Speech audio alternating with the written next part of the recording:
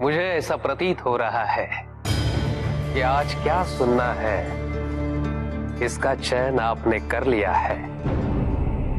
ये भक्ति भाव और महादेव का सबका आशीर्वाद देना बहुत हुआ पिपलाद। महादेव को संहार का देवता मानते हैं ना?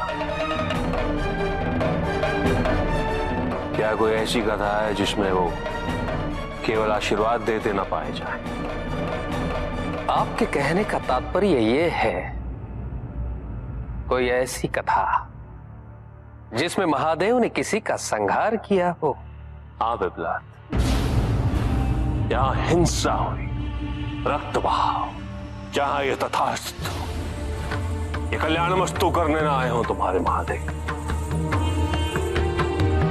ऐसी कथा जिसमें किसी भी प्रकार का आशीर्वाद ना हो। परंतु लोहितांग, क्या आपको यह ज्ञात है कि महादेव द्वारा मृत्यु भी उनका आशीर्वाद ही होता है? मृत्यु मृत्यु होती है ऋषि पिपलाद, उसे कोई और नाम देकर महादेव की हिंसा पर आवरण न डालो। संहार आशीर्वाद कैसे हो सकता है? महादेव संहार करता है इसलिए नहीं कि वो मृत्यु देते हैं, अपितु इसलिए कि वो हमारी भ्रांति का विनाश करते हैं, हमारे अहंकार का विनाश करते हैं। भ्रांति ही तो है कि व्यक्ति स्वयं को ये शरीर समझने लगता है। महादेव विनाश करते हैं इस भ्रम का, महादेव विनाश करते हैं उस परिधि का जो हमें समझाती है कि हम उनसे भिन्न हैं, पृथक हैं। महादेव ध्वस्त करते हैं उस धारणा को जो अंश को पूर्ण होने से रोकती है। मृत्यु मृत्यु होती है ऋषि पिपलाद, मुक्ति ही स्वतंत्रता है। जिस व्यक्ति की चेतना जागृत हो वो ये समझता है कि मृत्यु मुक्ति का मार्ग है। कुछ समय पहले आप ऊपर आकाश में थे, आप वहां से वो देख सके जो आपको यहां से दिख नहीं रहा था। शरीर का अंत मृत्यु है, परंतु मृत्यु ही आत्मा के लिए मुक्ति है। कौन जाने किसी दिन आप स्वयं भी इस मुक्ति की कामना करें। मैं शिष्य नहीं हूं तुम्हारा। लोहितांग यहां एक उद्देश्य से आया है। अपने महादेव का प्रशस्ति गान करना बंद करो। सत्य चाहिए मुझे।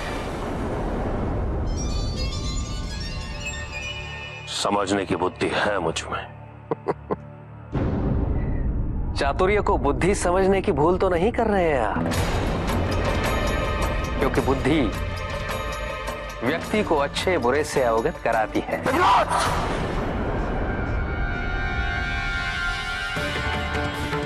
मेरे गुरु के मन में तुम्हारे लिए सम्मान और उनकी यहां उपस्थिति, यही कारण है पिपलाद की ये खड़ग तुम्हें मुक्त नहीं कर पा रही है। अन्यथा लोहितांग,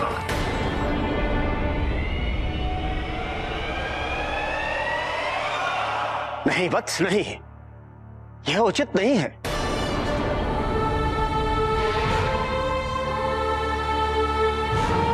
आप कूद रहे हैं लोहितांग। मैं उनका पुत्र हूं जिन्होंने इस खड़ग से भी कहीं अधिक विनाशकारी शस्त्रों और अस्त्रों को निगल लिया था। स्मरण रहे, धैर्य की सीमा मैं भी लांघ सकता हूं। क्षमा कर दीजिए ऋषि पिपलाद, कर दीजिए ऋषि पिपलाद। अपने शिष्य की ओर से मैं आपसे क्षमा मांगता हूं और आपसे निवेदन करता हूं कि आप भी शांत रहें। अब आगे हमें कौन से ज्योतिर्लिंग की कथा सुननी है, इसका चयन मैं करता हूं। पाताल लोक में मैंने एक कथा सुनी थी, दूषण की मृत्यु की, उसकी मुक्ति की कथा।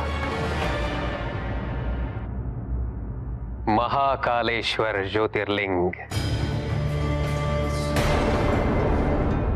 इस कथा का आरंभ महादेव के परम भक्त, परम सेवक और वाहन नंदी से होता है। कल्याण। प्रभु,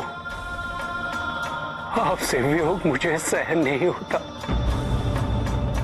यदि आपकी सेवा करने का मुझे अवसर प्राप्त न हो तो इससे बड़ा दुख मेरे लिए क्या हो सकता है प्रभु। तुम महाराज हिमावन के भवन पहुंचो नंदी। उज्जैनी होते हुए पार्वती, कार्तिकेय और गणेश के साथ तुम्हें वहीं मिलेंगे। अवश्य प्रभु, अवश्य। महादेव के आदेश अनुसार नंदी महाराज हिमावन के भवन की ओर अग्रसर हुए। मार्ग में उज्जैन नगरी भी पड़ती थी। नंदी ने देखा कि वहां लोग भयभीत होकर भाग रहे थे।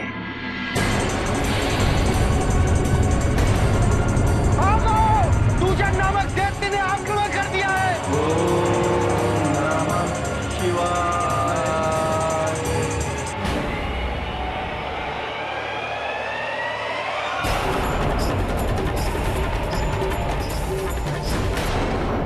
और तुम्हारे महादेव, वो इन सब की रक्षा करने क्यों नहीं आ रहे थे? नंदी ने महादेव के भक्त वेद पाठी की रक्षा के लिए महादेव का आह्वान किया। ये महादेव की तपस्या कर रहे हैं। मैं तुम्हें इन चारों को कोई हानि नहीं पहुंचाने दूंगा। तो सुन ले, मैं महादेव के भक्तों का ही काल हूं।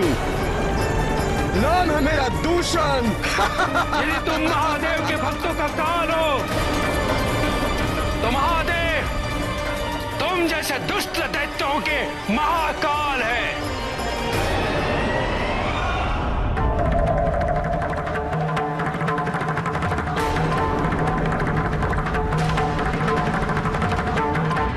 उत्तम, अति उत्तम। तो महादेव आए, युद्ध हुआ। जब महादेव प्रकट हो जाए तो युद्ध कहाँ रहता है। अर्थात शीघ्र ही सब समाप्त हो गया, जैसे तुहुन के साथ हुआ।